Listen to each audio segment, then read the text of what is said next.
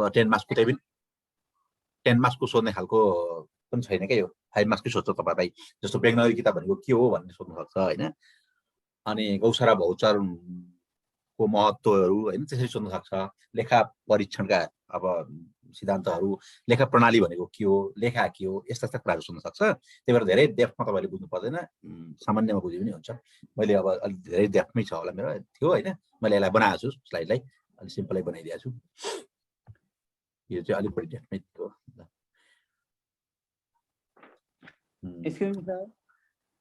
Screen share देखिएन यो त मैले सोध्न खोजेँ सर यो नायब सभाको तृतीयमा यो राजस्वका सर हैन यो यस्तो छ यो मैले हिजो खरिदारकै सिलेबल हेरेको हो हैन खरिदारको नायब सुब्बासँग त्यो बजेट त अब नायब सुब्बामा थियो हैन हिजो जुन गराएको यो आजको चाहिँ मैले खरिदारकै सिलेबलमा मात्रै फोकस गरेर अब मसँग त नायब सुब्बाहरूको पनि हैन अफिसरहरूको पनि पढाइरहेको हुन्छु अब त्यसलाई चाहिँ मैले टक्कै खरिदारलाई जति चाहिने हो त्यसको मात्रै कटिङ गरेर राखिदिएको छु क्या भएर यो चाहिँ आज पढ्ने चाहिँ विशुद्ध सामान्य लेखा र तपाईँ यति आजको बुझेपछि चाहिँ खरिदारको सिलेबलमा टक्कै म्याच हुन्छ र एक्जाममा लेख्न सकिन्छ सामान्य थोरै मात्रै हुन्छ यो लेखा र राजस्व सम्बन्धी जानकारी भन्ने छ त्यसमा चाहिँ हाम्रो गौसरा भौचरहरू पनि आउँछ बेगनगरी किताब पनि आउँछ लेखा परीक्षण सबै कुरा आउँछ म त्यसको आज मोटामोटी 2वटा त्यो सिलेबलमा भएका 2वटा खण्ड सक्ने प्रयास गर्छु है त यो तपाईले यो सामान्य म यसको अलिक डिफिनेसन हैन तपाईहरुलाई अलिकति अवधारणा कसरी के भन्ने कुरा चाहिँ हल्का पहिले भन्छु किनकि त्यो नभनिकन अगाडि जाँदाखेरि तपाईहरु कन्फ्युजनमा हुन सक्नुहुन्छ अनि धेरै जिज्ञासा आउन सक्छ यति भनेपछि तपाईहरु अलिकति क्लियर हुन्छ हो हामी यसको परिचयमा त गइहाल्छौं लेखा भनेको के हो एकाउन्ट भनेको के हो हैन लेखा प्रणाली भनेको के हो लेखा परीक्षण भनेको के हो कति साथीहरुलाई लेखा परीक्षण र लेखा प्रणालीमै पनि फरक छुट्याउन गाह्रो होला हैन अब लेखा भनेको चाहिँ लेखा राख्ने मान्छे भयो लेखा परीक्षण भनेको चाहिँ बाहिरबाट आएर परीक्षण चेक गर्ने मान्छे हो नामै परीक्षण लेखा प्रणाली भनौं भने चाहिँ एउटा समग्र चक्र भयो क्या प्रणाली भनेको के हो त सिस्टम हो त्यो लेखाको सिस्टम के हुन्छ त भन्दाखेरि त्यो अख्तियारी जो हामीले बजेट जुन पढ्यौं नि त्यसले पनि तपाईहरुलाई यो क्लासले धेरै सहज बनाइदिएको छ हिजो हामीले बजेट भनेको समग्र माथि टाउको पढ्यौं अब त्यो बजेटको कार्यान्वयन पक्ष चाहिँ कहाँ हो त भन्दाखेरि यही लेखा प्रणाली हो हिजोको बजेटको खर्च गर्ने प्रणाली त पद्धति चाहिँ लेखा प्रणाली हो नि त अनि अब त्यहाँबाट अख्तियारी आइसकेपछि त्यो पैसालाई हामीले कसरी ह्यान्डल गर्ने लेखा कसरी राख्ने वर्गीकरण कसरी गर्ने हैन यी सम्पूर्ण लेखाङ्कन कसरी गर्ने सबै एउटा प्रणाली छ क्या सिस्टम त्यो समग्र प्रणालीले चाहिँ लेखा प्रणाली भनियो तर लेखा परीक्षण भनेको चाहिँ त्यो लेखा प्रणालीको काम समाप्त भएपछि है लेखा प्रणालीको काम समाप्त भएपछि अब लेखा प्रणाली समाप्त भएर हामी राख्छौं नि तब चाहिँ तेस्रो पक्षबाट आएर अथवा बाहिरबाट आएर चाहिँ त्यसको अडिट गरिन्छ क्या हेरिन्छ अब आन्तरिक अडिट भन्ने पनि हुन्छ बिचमा 3 महिनामा हुन्छ हैन तर यो मैले अन्तिम अडिट चाहिँ 1 वर्ष समय सकेपछि उसले राखेको समग्र लेखा प्रणाली भित्र चाहिँ अडिटको पनि काम पर्ने भएकोले अन्तिममा आएर चेक जाँच गरिन्छ कस्तो लेखा राख्यो नियम कानुन अनुसार राखेको छ कि छैन खाए मासेको छ कि छैन हैन नियमितता छ कि छैन मितव्ययिता छ कि छैन 5वटा किसिमबाट गरिन्छ लेखा प्रणाली चाहिँ लेखा प्रणालीमा त्यति फरक छ है संविधानमा पनि हेर्नु भने लेखा प्रणाली भनेको महालेखा परीक्षकको कार्यालयले जुन गर्छ अन्तिम लेखा प्रणाली त्यहाँ 5वटा एउटा नियमितता मितव्ययिता प्रभावकारिता कार्यदक्षता र औचित्यता भन्नेको आधारमा लेखा परीक्षण हुन्छ 5वटा सिद्धान्त जुन छन् नि सिद्धान्त नभनौं यसलाई आधार भनौं आधारको रूपमा चाहिँ लेखा परीक्षण हुन्छ लेखा परीक्षणमा छुट्याउनु पनि फरक अब लेखा प्रणाली भनेको चाहिँ कसले गर्छ एकाउन्टेन्ट हो क्या त्यो चाहिँ हिसाब राख्ने व्यक्तिलाई चाहिँ लेखा त हिसाब राख्ने व्यक्ति हो र त्यो हिसाब राखेको हिसाब चाहिँ चेक गर्ने व्यक्ति जुन हुन्छ नि त्यो चाहिँ लेखा परीक्षणमा आयो क्या त्यति फरक लेखा प्रणाली र परीक्षणमा छुट्याउनुस् अब हामी लेखा उसमै जान्छौं परीक्षणमा जाँदैनौं अहिले किनकि हामी त पहिले लेखा प्रणालीमा जान्छौं नि समग्र लेखा कसरी राख्ने के अब लेखा राख्ने सिस्टमहरुको हाम्रो double entry book keeping system अनुसार छ हैन दोहोरो लेखा प्रणालीमा आधारित छ यो कुन सिद्धान्तलाई यसले फलो गर्छ generally accepted accounting principle GAAP भन्छ क्या साधारण सर्वमान्य सिद्धान्त भन्छ नि जुन एकदम पनि सोध्न सक्छ लेखा प्रणालीको सर्वमान्य सिद्धान्तहरु के हुन् भन्न सोध्न सक्छ ग्याप भन्छ हो त्यो अन्तर्राष्ट्रिय स्तरमै लेखा यो किसिमले राख्छ भनेर गाइडेन्स गर्दै हुन्छ यो चाहिँ अन्तर्राष्ट्रिय स्तरमा इन्डियामा पनि त्यही अनुसारको हुन्छ सामान्य जेनरली एक्सेप्टेड एकाउन्टिङ प्रिन्सिपल भनेको त यो त समग्र देशभरिको समग्र विश्वभरिको हो क्या सर्वमान्य सिद्धान्त भनेको ग्याप भन्छ त्यो चाहिँ विश्वभरिको सिद्धान्त चाहिँ फलो गर्नुपर्छ लेखा राख्दा नेपालमा पनि गर्छ इन्डियामा पनि गर्छ अमेरिकामा पनि गर्छ अब नेपालको छुट्टै सरकारी लेखा प्रणालीमा मात्रै केही विशेष गर्ला, तर समग्र रूपमा चाहिँ लेखा प्रणालीमा यति चाहिँ गर्नै पर्छ ग्यापले भनेको भन्छ। अब एकाउन्टहरू के हुन्, डेबिट क्रेडिटको रुल्सहरू छन् हैन, यी छन्। ल यस्तो जानु पर्दैन। ल म लेखामै गएँ डाइरेक्ट।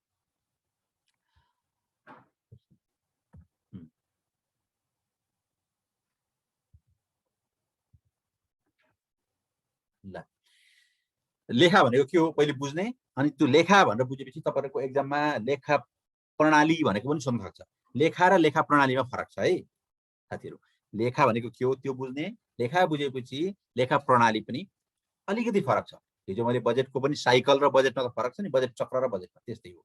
लेखा प्रणालीमा चाहिँ सबै कुरा समेटेको हुन्छ। तर लेखा भन्ने चाहिँ के हो त भन्दाखेरि हाम्रो ऐनले पनि भनेको छ, अहिले आर्थिक कार्यविधि तथा वित्तीय उत्तरदायी ऐन छ। पहिले आर्थिक कार्यविधि मात्रै थियो हैन, अहिले वित्तीय उत्तरदायी ऐन भन्ने 76 मा आएको छ।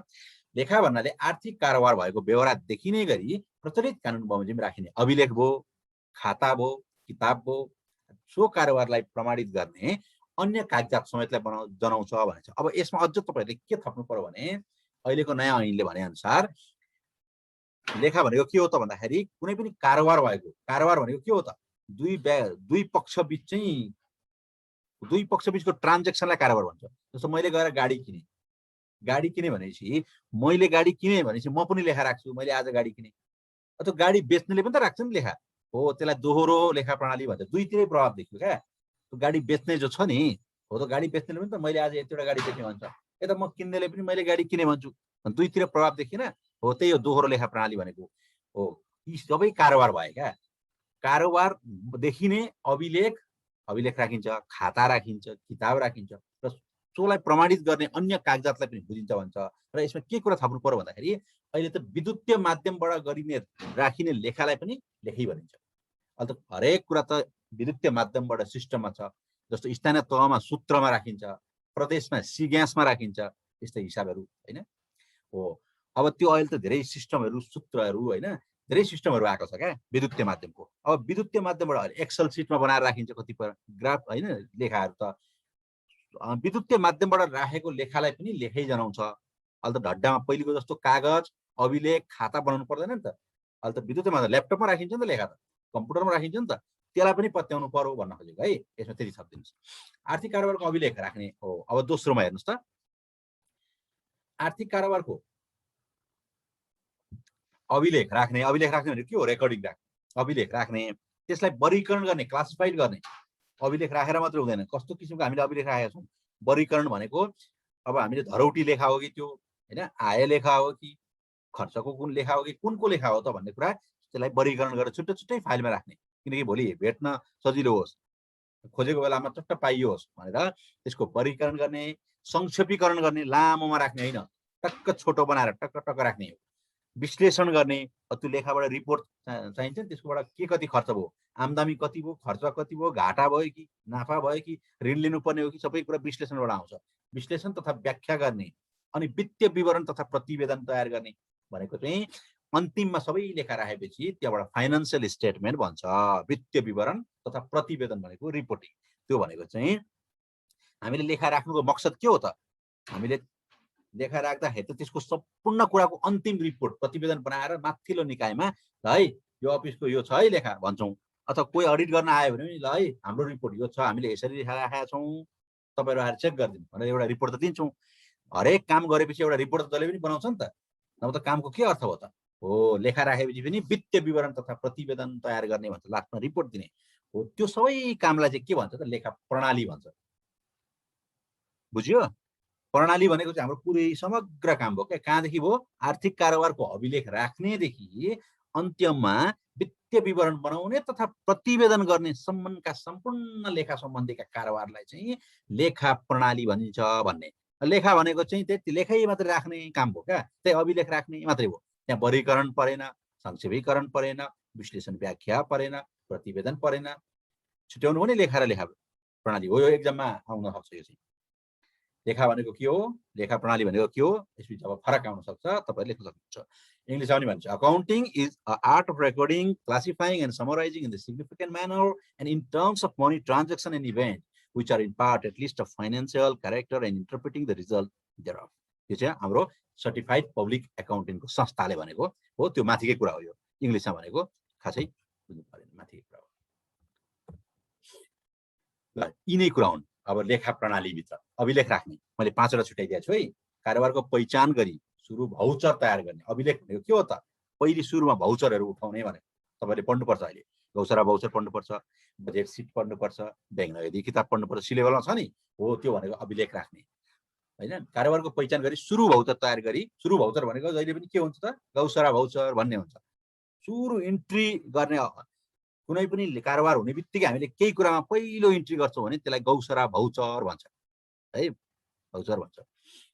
कारोबारको पहिचान सुरु हुने गरी तयार गरी सम्बन्धित खातामा प्रविष्टि गर्ने। अब दोस्रोमा हामीले वर्गीकरण गर्छौँ। त्यसको सम्पत्तिको वर्गीकरण गर्छौँ, दायित्वको, खर्चको, आम्दानी आदि सबै छुट्याउनु पर्यो क्या। अब कति चाहिँ मेरो सम्पत्ति, ब्यालेन्स सिट बनाइन्छ नि, कति सम्पत्ति हो, कति अब दायित्व छ तिर्न बाँकी कति छ, हामीले खर्च कति गरेका छौँ, अनि आम्दानी कुन कुन ठाउँमा भएको सबैलाई छुट्टै फाइलमा बनाएर हामीले हिसाब लेखा राख्नुपर्छ। वर्गीकरण, संक्षेपीकरण अघि मैले भने जोड जम्मा गर्ने, अलिक संक्षिप्तमा ल्याउने क्या। लामो बनाएर छोड्ने होइन, खाताहरूलाई के बन्द गर्ने, संक्षिप्त विवरण तयार गर्ने। प्रतिवेदन भनेको महिनामा दिने हो कि ल मैले यति मेरो रिपोर्ट यति आयो है भनेर, 4 महिनामा दिने हो कि चौमासिकमा, 1 वर्षमा दिने हो कि, तथा अन्य आवधिक प्रतिवेदनहरू 2 वर्ष, 3 वर्ष, 5 वर्ष जतिखेर माग्छन् त्यतिखेर रिपोर्ट बनाएर दिने हो कि। व्याख्या भनेको चाहिँ अब रिपोर्ट पनि दिइसकेपछि त अब रिपोर्ट हेरेर त व्याख्या पनि हुन्छ नि। के भयो त? नाफा भयो कि, कुनै पनि कम्पनी नाफामा छ कि घाटामा छ कि, त्यसको वित्तीय अवस्था के छ, राजस्व कति उठाएको छ, ऋण कति छ, लगानी के छ, यो सबै कुरा चाहिँ उसले सबै लेखा राखेदेखि रिपोर्टिङ गरेसम्मको कुरालाई हेरेर हामीले इन्टरप्रिटेसन गर्दैनौँ हो। त्यो इन्टरप्रिटेसन गर्ने कुरा चाहिँ पनि पर्छ। यतिवटा कुरा भन्नु भने तपाईँको लेखा प्रणाली सकिन्छ। अब अकाउन्ट भनेको लेखा, अकाउन्टिङ भनेको लेखा प्रणाली है। अब हाम्रो लेखा कुनै बुझ्या छैन यहाँ भने भन्नुहोस् त ल। बुझ्दै छ, क्लियर छ नि? 2000 भएको कुरा सोधिहाल्नुहोस्। अब हाम्रो लेखा प्रणाली चाहिँ अघि हामीले भन्यौँ नि, ग्याप भन्ने जेनरल एक्सेप्टेड प्रिन्सिपलको हो। त्यो गाइडलाइन्सले चाहिँ भनेअनुसार पहिलेको जमानामा एकोरो लेखा प्रणाली पनि राखिन्थ्यो। अब अहिले आएर सबैले चाहिँ के राख्छ? विश्वभरमै दोहोरो लेखा प्रणाली नै राख्ने गर्छ। मैले दोहोरो लेखा प्रणाली अघि पनि भने दुईतिर असर देखिनु पर्यो। त्यो दुईतिर असर देखियो भने के हुन्छ त भन्दाखेरि, एकतिरको मान्छेले लेखा राख्न छुटायो, फटाइ गर्न खोज्यो भने पनि अर्कोतिरबाट राखेको लेखाले त्यसलाई चेक एन्ड ब्यालेन्स गरेर पक्ड्न सजिलो हुन्छ, एकुरेट हिसाब निकाल्न सजिलो हुन्छ क्या। एकोरो राख्ने भनेको चाहिँ एउटाले मात्रै राख्ने होइन। हुन त हामी घरमा त अहिले एकोरै राख्छौँ।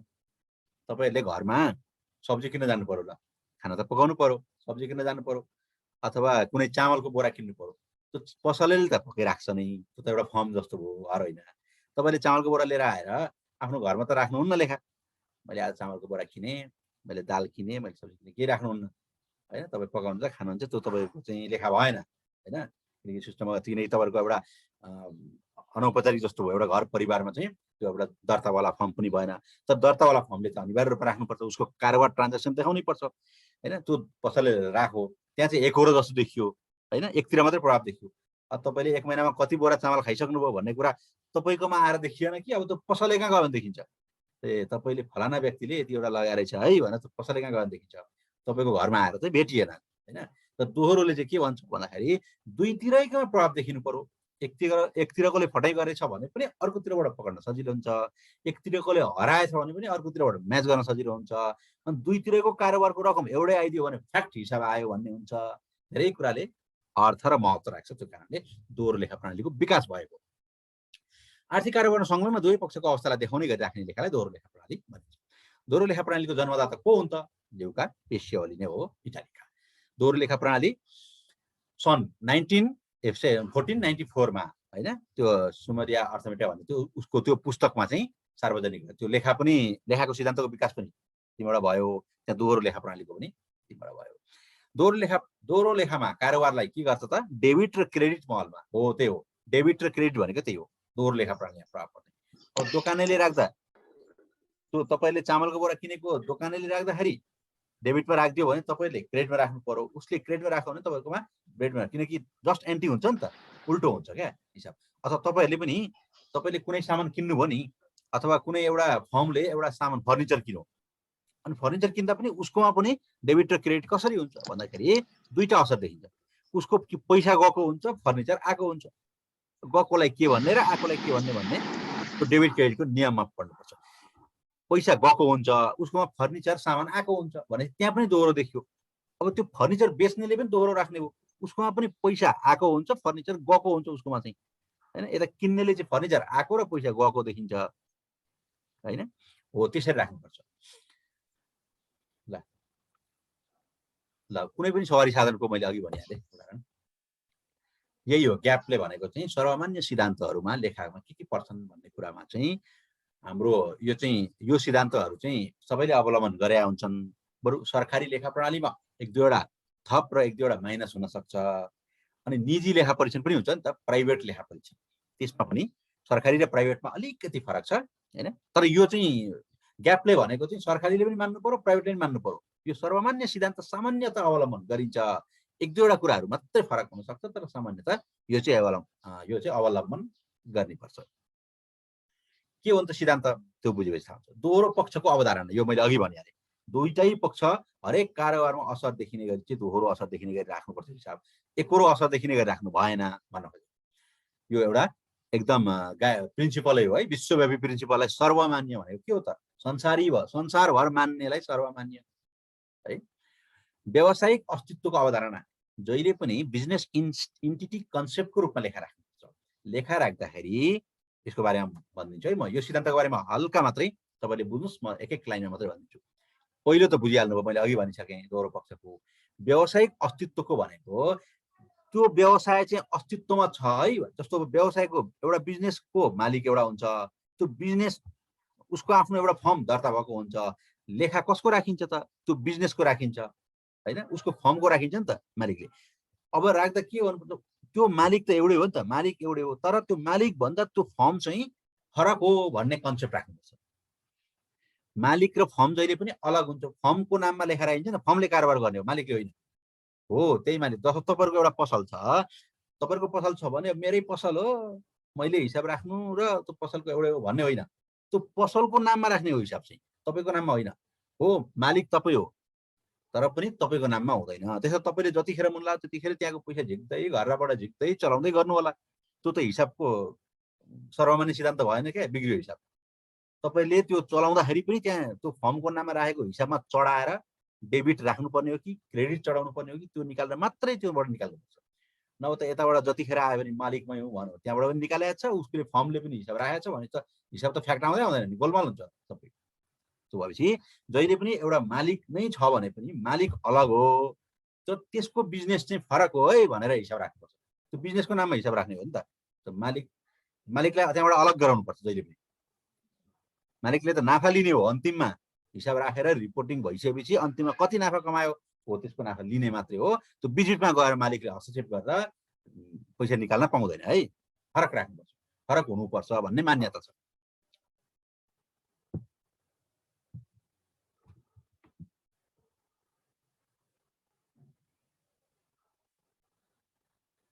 अब मुद्रा मापनको अवधारणा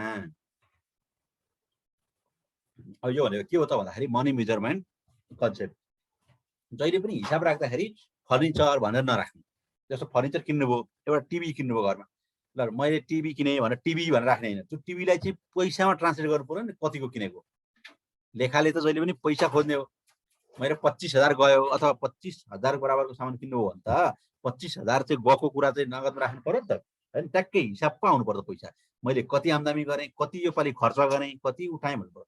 मैले कतिवटा टिभी किनेँ, कतिवटा फर्निचर किनेँ भन्ने हिसाब होइन नि त हामीले खोजेको। हामीले चाहिँ मैले कति रुपियाँ खर्च गरेँ र कति रुपियाँ कमाएँ भन्ने खोजेको। भनेपछि मुद्रा मापनको अवधारणा, मुद्रामा बदल्नुपर्छ। हरेकको मौद्रिक मापन त हुन्छ नि, जुनसुकै सामानको पनि मुद्राको मापन त हुन्छ। मुद्रामा त्यसलाई ट्रान्सलेट गर्नु पर्यो क्या। हरेक कारोबार गर्दाखेरि मुद्रामा गर्नु पर्यो। गाडी किनेको छ भन्दा त्यो गाडी बराबरको कति पैसा हो नि त्यसमा चाहिँ ट्रान्सलेट गर्नु पर्यो पैसामा। गाडी नै भन्दा के अर्थ हुन्छ? लेखा अवधिको अवधारणा यो पनि अर्को इम्पोर्टेन्ट छ। अब लेखा त राख्ने भन्यौँ हामीले। अब लेखा हिसाब लेखा राखेको छ नन स्टप राखेछ 5 वर्ष अगाडिदेखि राखेको हिसाब अहिले पनि राखेको त्यसले के अर्थ राख्यो? एउटा निश्चित अवधिसम्म राखेर अनि त्यसको हेर्ने हो क्या, एनालाइसिस गर्ने हो भनेपछि लेखा अवधि एउटा अवधि तोक्नुपर्छ। नेपाल सरकारले 1 वर्षको आर्थिक वर्ष भनेर तोक्छ होइन। निजी क्षेत्र प्राइभेटले के तोक्छ त भन्दाखेरि त्यसले चाहिँ जनवरीदेखि डिसेम्बर तोकिदिन्छ। तर नेपाल सरकारले चाहिँ साउनदेखि के तोक्छ, असार तोक्छ। त्यो भनेको तोकेको हो नि त एउटा, त्यतिसम्मको राखेको लेखाको चाहिँ हेरौँ न त भनेको। अब लेखा चाहिँ राखेको छ 52 सालदेखि अहिलेसम्म राखेको छ। अब त्यसको इन्डिङै गरेको छैन, 20 वर्ष 25 वर्ष राखेको। त्यो लेखाको के काम हो त? त्यहाँ काम हो त म 6 महिनासम्म राख्छु भन्नु पर्यो, अनि हेर्छु त्यसलाई एनालाइसिस गर्छु भन्नु पर्यो, कि त 1 वर्ष भन्नु पर्यो, कि 1.5 वर्ष भन्नु पर्यो, कि 2 वर्ष भन्नु पर्यो, त्यसरी भन्नु पर्यो नि त। हो, नेपालले चाहिँ 1 वर्ष भनेको छ। प्राय 1 वर्षकै राखिन्छ होइन, छोटो छोटो समयको राखिँदैन। विश्वभर नै प्राय 1 वर्षको राखिन्छ। कुनै कुनै देशले 6 महिनाको राख्ला है। आय गणनाको अवधारणा। अब आयको पनि गणना त्यही समयमा गरिन्छ जुन समयमा वस्तु तथा सेवालाई हामीले हस्तान्तरण गर्छौँ। हामीले आम्दानी कमाउने बित्तिकै राखिने लेखा क्या होइन। हामीले वस्तु दिएपछि आम्दानी कमाउने हो। अब लागत मूल्यको अवधारणा। अब लेखा त राख्ने भनियो। अब यो चाहिँ अब सरकारीमा डिप्रिसिएसन कट्दैन, प्राइभेटमा डिप्रिसिएसन कट्छ। जस्तो हामीले एउटा कम्प्युटर किन्यौँ ल, आजभन्दा जस्तो म एउटा उदाहरण दिन्छु। आजभन्दा 10 वर्ष अगाडि एउटा कम्प्युटर किन्यो भनेपछि त्यो कम्प्युटरलाई कति पर्ने रहेछ त भन्दाखेरि, डेस्कटप कम्प्युटर है, डेस्कटप कम्प्युटरलाई आजभन्दा 10 वर्ष अगाडि त त्यसलाई त 80,000 पर्ने रहेछ नि त होइन। मैले त 80,000को लेखा राख्ने हो नि त, 10 वर्ष अगाडि किनेको रहेछु भने। अब अहिले त्यही कम्प्युटर त 20,000मा आउँछ भनेपछि अब अहिलेको मूल्यमा चाहिँ अब राख्ने होइन क्या, जुन बेला किने नि त्यसको मूल्यमा राख्ने भने क्या लागत मूल्यको अवधारणा। त्यस्तो सामानको भाउ त भोलि घट्न सक्छ, बढ्न सक्छ होइन। अब आज सुन किन्यो, अब आज सुन किनेपछि आज मैले जुन मूल्यमा सुन किने नि त्यो मूल्य नै राख्नु पर्यो क्या। त्यो भोलि अब त्यो 1 वर्षसम्मको लेखा राख्ने भनेको छौँ। ट्याक्कै 1 वर्ष पछाडि त सुनको मूल्य त पुरै बढेर कहाँ जाला, अनि फेरि त्यहाँ मेट्टाउँ हुँदै त्यो लेखामा राखेको डेबिट क्रेडिटको नियम मेट्टाउँ हुँदै त्यहाँ अर्को मूल्य राख्नु त अब ल 1 वर्षसम्मको राख्ने भनेको छ होइन, अनि हेर्ने भनेको छ। त्यो त्यसरी हुँदैन नि त। जुन दिन किनेको, जुन दिन कारोबार भएको त्यसको लागत मूल्य अनुसार राख्ने भन्छ। त्यस्तो मान्छेको त गोलमाल हुन्छ नि, कहिले घट्ला कहिले बढ्ला, कुनै सामानको भाउ कहिले के होला, जुन बेला कारोबार गर्यो त्यही मूल्य राख्नु पर्यो भनेको क्या। मिलानको अवधारणा। यो भनेको डेबिट र क्रेडिट जहिले हिसाब बराबर बनाएर मिलाउनु पर्छ। डेबिटमा जति दोहोरो पक्ष देखिन्छ नि, मैले अघि भने नि त, दुईतिर असर देखिने पैसा एउटै हुन्छ। मैले गाडी किने भनेपछि एउटै रकमले गाडी किन्यो, गाडीमा मैले गाडी किन्दाखेरि जति पैसा खर्च भयो त्यो बराबरको मेरोमा त सम्पत्ति आयो भनेपछि डेबिट क्रेडिट बराबर भयो। अनि त्यो गाडी बेच्नेले पनि त्यही गरे हुन्छ, त्यो पनि बराबर भयो भनेपछि डेबिट र क्रेडिटको हिसाब बराबर हुनेलाई मिलानको अवधारणा हुन्छ। डेबिट र क्रेडिटको जहिले पनि बराबर पार्नुपर्छ। यदि कसैले यसको उदाहरण दिन्छु म। अब यदि मैले कहीँबाट 1 लाख रुपियाँ लगेको छु कार्यक्रम गर्नलाई, सरकारको कार्यक्रम गर्न, त्यो 1 लाख रुपियाँ लगेँ मैले, मेरो 60,000को मात्रै कार्यक्रम खर्च गरेँ भनेपछि त डेबिट क्रेडिट एउटै भएन भने तपाईँले क्वेसन गर्नु होला। लाने बेला मैले 1 लाख लगेँ पेस्की, कार्यक्रम चाहिँ मैले 60,000को मात्रै गरेँ भनेपछि एकापट्टि 1 लाख हुन्छ लगेकोमा, उतापट्टि 60,000 मात्रै हुन्छ, यो त खोइ त हिसाब मिलान भएन भन्छ। होइन, उतापट्टि 60,000 कार्यक्रम खर्च भनेर राख्ने, अनि आएर फेरि चाहिँ के गर्ने त, त्यो हाम्रो 40,000 त उबारेको हुन्छ नि मैले, त्यो उबारेको त आएर फेरि दाखिला गर्नु पर्यो नि त, सरकारको ब्याङ्क खातामा हामीले जम्मा गरिदिनु पर्यो। त्यसलाई पनि त्यहाँ राख्नु पर्छ र त्यही 60,000को कार्यक्रम र त्यो हामीले पैसा फिर्ता गरेर राखेको 40,000 जोडेर त्यो कोलामा पनि 1 लाख, हामीले पेस्की लगेकोमा पनि 1 लाख, त्यसरी 1 लाख 1 लाख भयो। अब मिलान भयो नि त, त्यसरी हुन्छ। यदि हामीले बढी खर्च गऱ्यौँ, 1 लाख लग्यौँ, अब 1.5 लाखको खर्च गरेका छौँ भने पनि 1 लाख पेस्की लग्यौँ होइन, अनि हो त्यहाँ अब फेरि हामीले 50,000 त फेरि माग गर्नु पर्यो। 50,000 फेरि ब्याङ्क डेबिट गरेर चाहिँ त्यहाँ पनि हामीले 1.5 लाख पुऱ्याउनु पर्यो। उता हाम्रो कार्यक्रम गरेको त 1.5 लाखको छँदैछ, त्यो पनि 1.5 लाख पुऱ्याउनु पर्यो। जस डेबिट र क्रेडिट बराबर बनाइदिनुपर्छ, जसरी हुनुपर्छ। निरन्तरताको अवधारणा, गोइङ कन्सर्न कन्सेप्ट हुन्छ। अब हामीले लेखा राख्दाखेरि कुनै पनि बिजनेस अथवा कुनै पनि फर्मको चाहिँ के सम्झिनुपर्छ भने यो मेरो इन्टिटी, यो मेरो फर्म अथवा यो मेरो कम्पनी, यो मेरो दोकान निरन्तर चल्छ भनेर हिसाब राख्नु। अब मैले 2 महिनाको लागि अब जस्तो कुनै एउटा फर्म खोलियो दोकान, त्यो दोकानको लेखा राख्न मान्छेले चाहिँ यो दोकान अब 6 महिना बन्द भइहाल्छ, यो महिना यो 5 महिना बन्द भइहाल्छ, 4 महिना बन्द भइहाल्छ, त्यही पनि लेखा राखेको भन्ने हिसाबले राखेको कहिले राख्नु हुँदैन। त्यो के अर्थ हुन्छ र? त्यो त भित्र त गोलमाल भइहाल्छ हिसाब। त्यो 4 महिना पछाडि यो बन्द भइहाल्छ, यो निरन्तर चलिरहन्छ भन्ने हिसाबले राख्नुपर्छ। जहिले पनि हिसाब राख्दा यो पुस्तासम्म यो म मरे पनि मेरा छोरा नातिले चलाइरहन्छन्, त्यही भएर निरन्तर चल्छ। कुनै पनि कम्पनी फर्महरू यो निरन्तर चल्छ। हो बन्द हुन सक्छ भोलि, त्यो भोलिको कुरा थाहा हुँदैन, तर सुरुमै भोलि नै बन्द भइहाल्छ यो। अब यो 2 महिना पछाडि बन्द हुन्छ, 2 महिनासम्मको लागि मात्रै लेखा राखेको भनेर राख्नु हुँदैन। त्यो भने फ्याक्ट हिसाब आउँदैन क्या। अब 2 महिना पछाडि बन्द भइहाल्छ भनेपछि त्यहाँ गोलमाल गरिदिन्छन् क्या। यो सधैँभरि चल्छ भनेर राख्नुपर्छ। त्यसलाई निरन्तरताको अवधारणा गोइङ कन्सर्न कन्सेप्ट भन्छ। बुझ्यो? क्लियर भयो? कुनै कहीँ जिज्ञासा समस्या छैन सर, बुझिरहेछ। योभन्दा त्यसमा जानु पनि परेन। ल, लेखा प्रणाली, नेपाल सरकारको लेखा प्रणाली भनेको त्यही अघि मैले भनेको कुरा हो। यसले विभिन्न सरकारवालालाई व्यवसाय र निकायको वित्तीय व्यवस्थाबारे सूचना उपलब्ध गराउँछ। यसले के गर्छ भन्दाखेरि यो फाइनान्सियल ट्रान्जेक्सनको एउटा ल्याङ्ग्वेज पनि हो, आर्थिक कारोबारलाई चित्रण गर्ने ऐना हो। यी यस्ता गफका कुराहरू त तपाईँले जतिवटा पोइन्ट बनाएर पनि लेख्न सक्नुहुन्छ। तर फ्याक्ट भनेको मैले अघि जे भने यो अर्थ हो। यो आर्थिक कारोबार भनेको अब सरकारको ऐना हो, चित्रण गर्ने ऐना हो होइन, मार्गदर्शन हो। यसले चाहिँ अब सुशासन ल्याउँछ होइन, जे लेखे पनि भयो नि त आर्थिक नियन्त्रण गर्छ। अब यसका आधारहरू भनेको लेखाका आधार जहिले पनि 2 किसिमका हुन्छन्। एउटा नगदमा आधारित लेखा प्रणाली हुन्छ, अर्को प्रभावी लेखा प्रणाली हुन्छ, क्यास बेसिस भन्छ।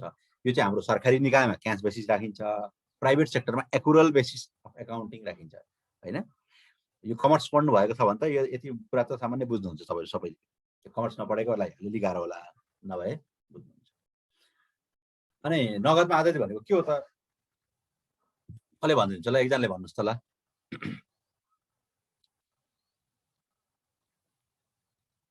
प्रभावी र नगदमा के बुझ्नु भएको छ?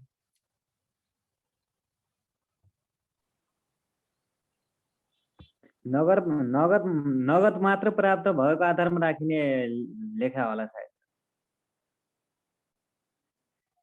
नगद मात्र प्राप्त भएको आधारमा होइन, ट्याक्कै भएन। ठ्याक्कै यसमा त साइन्स जस्तो हो नि त यो त। ठ्याक्कै हुनु पर्यो। ल अरू भन्नु त। ल गङ्गा भुषाल भन्नुहोस्, करुणा राई, नवराज, नवीन रेग्मी, अरू पनि।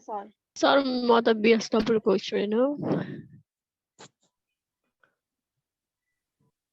होइन, यो कमर्स ब्याकग्राउन्डबाट हुनुहुन्छ भने त सजिलै बुझ्नुहुन्छ। होइन सर, म त साइन्सको हो, मलाई त केही पनि थाहा छैन यसको बारेमा। नगद सर मलाई थाहा छैन, बिएसडब्ल्यू पट्टि पर्यो।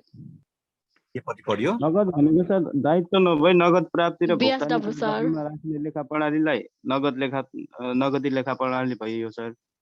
अनि प्रोतभावी भनेको चाहिँ भुक्तान प्राप्त भएको आधारमा नभई कारोबार भएको आधारमा राखिने भयो सर। धेरै राम्रो कुरा ल्याउनु भयो। हो, त्यति बुझे त पुगिगयो त। यो त हाम्रो 11-12 जस्तो कमर्स म्यानेजमेन्ट त 11-12 पढाएको छ भने पनि सामान्य जानुपर्ने हो। तपाईँहरूले भनेको अब यो फर्दरको लागि त 11-12सम्म पढेको छ भने त्यसले नै काफी हुन्छ क्या, त्यो एकाउन्ट सम्बन्धी यो च्याप्टरमा यो विषयमा चाहिँ है।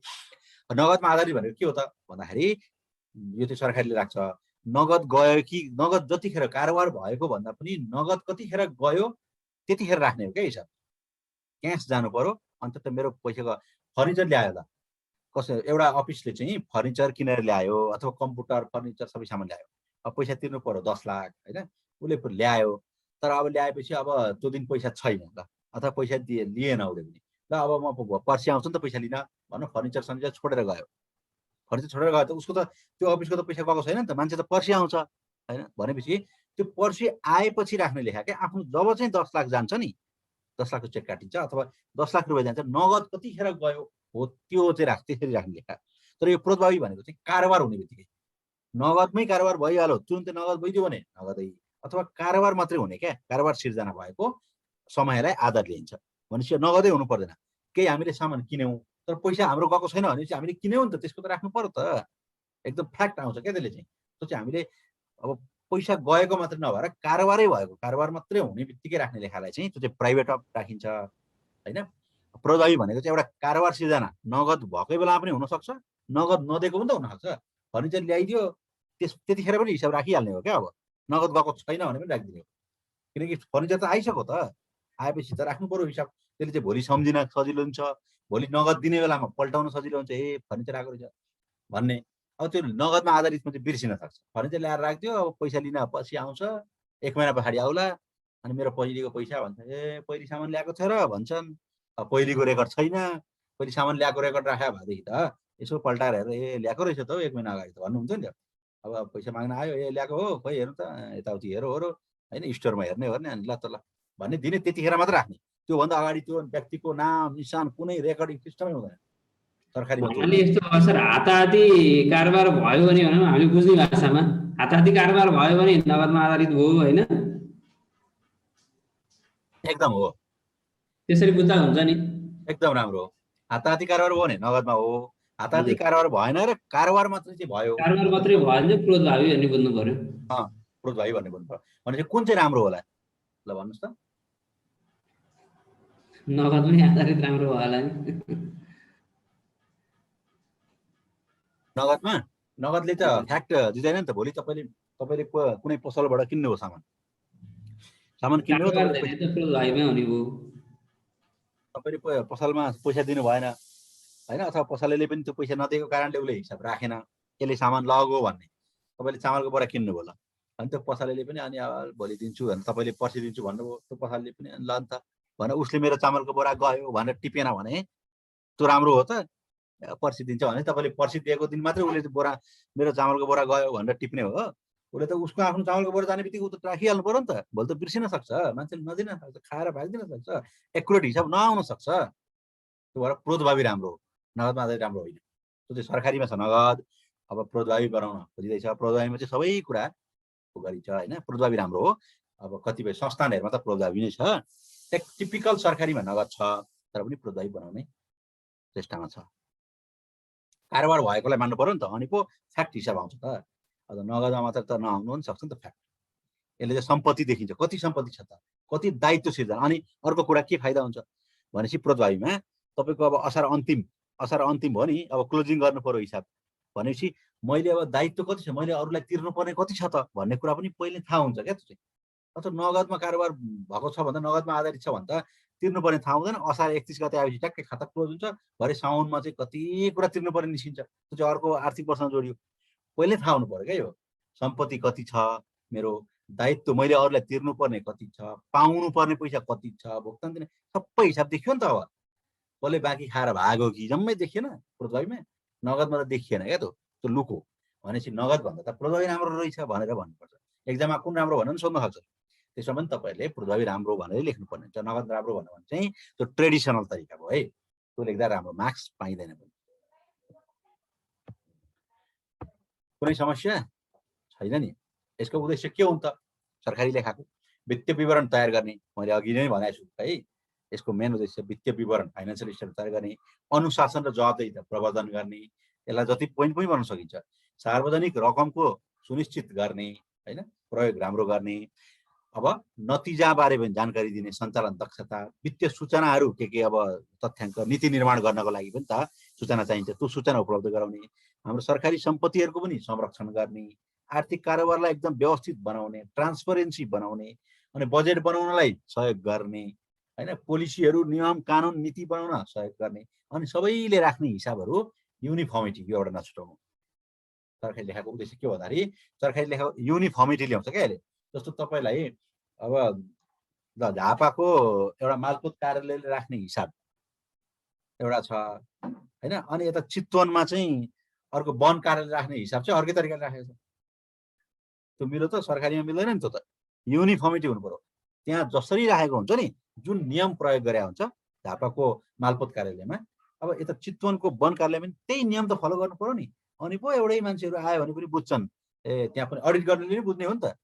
जस्तो अडिट गर्नेले होइन त्यसरी नै बुझ्ने होइन त, त्यहाँ पनि एकै किसिमले राखेको छ। अब एउटा अफिसमा एउटा किसिमले राखेको छ, अर्को अफिसमा अर्को किसिमले राखेको छ। त्यो अडिटरलाई कति जास्ती हुन्छ? अडिटरले हिसाब बुझ्छ त?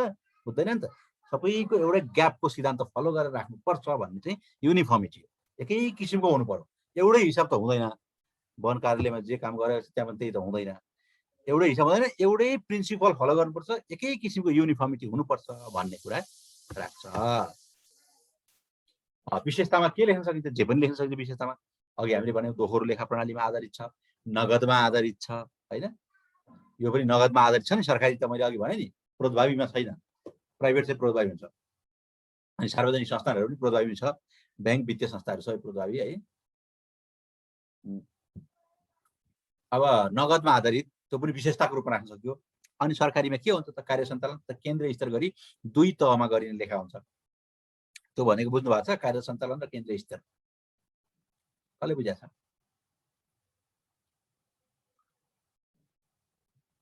छैन सर बुझेको। पढ्नु पर्यो टक्कै किताब हेर्ने अगाडि सिलेबस हेर्ने त्यहाँबाट सामान्य कुराहरू यो चाहिँ सामान्य कुरा हो खर्जमै सोध्ने कुरा हो क्या यो कार्य सञ्चालन केन्द्रीय स्तर होइन। अनि केन्द्रले राख्ने लेखा केन्द्रीय स्तरको लेखा भएको कार्य सञ्चालनको कार्य जहाँबाट सञ्चालन गरिन्छ त्यो तहमा राखिने। तपाईँको कुरा त सही हो होइन त्यो शब्दले नै त्यति त देखाइहाल्यो। हजुर त्यसमा केही कुरा थप्ने हो त अरूले? केन्द्रले राख्नेलाई उहाँले के भन्नुभयो भने केन्द्रले राख्नेलाई चाहिँ केन्द्रीय स्तर काम गर्नेले राख्ने काम गर्ने तल्लो अफिसरले राख्नेलाई कार्य सञ्चालन भन्नुभयो होइन उहाँले? जस्तै अब सरकार मातहतका विभिन्न निकायहरू विभागहरू तिनीहरूले राख्ने कार्य सञ्चालन भित्र पर्दछ होला कि होइन सर? कार्य सञ्चालन कि केन्द्र स्तर? केन्द्र स्तरमा पर्यो कि कार्य सञ्चालन स्तरमा? यस्तो अरू कोही केही बोल्ने हो त? कसैले केही म पनि भन्छु भनेर कसैको जिज्ञासा छ होला होइन? मलाई भन्न दिनु यस्तो होला नमस्कार केन्द्रको मातहतमा रहेको कार्यालय के अरे विभागहरूले राख्ने चाहिँ केन्द्रीय स्तरको होला।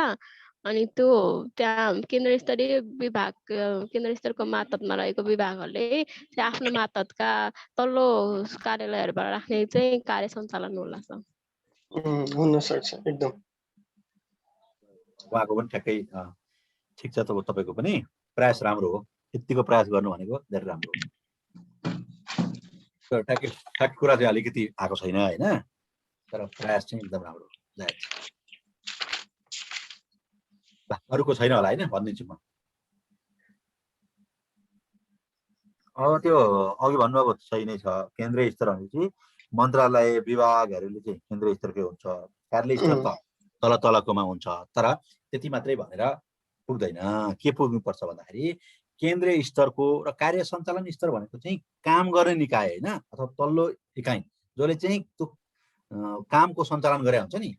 जस्तो 1 लाख 1.5 लाख 5 लाखको काम कति गरियो त्यसको हिसाब राख्ने भयो।